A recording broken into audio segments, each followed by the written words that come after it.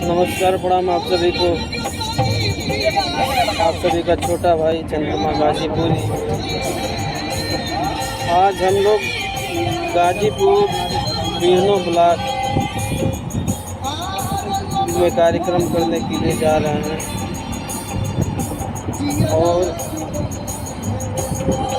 आप सभी सदा आमंत्रित हैं। अपने छोटे भाई को प्यारा आशीर्वाद आपको देते रहें और देखिए जैसे में हमारे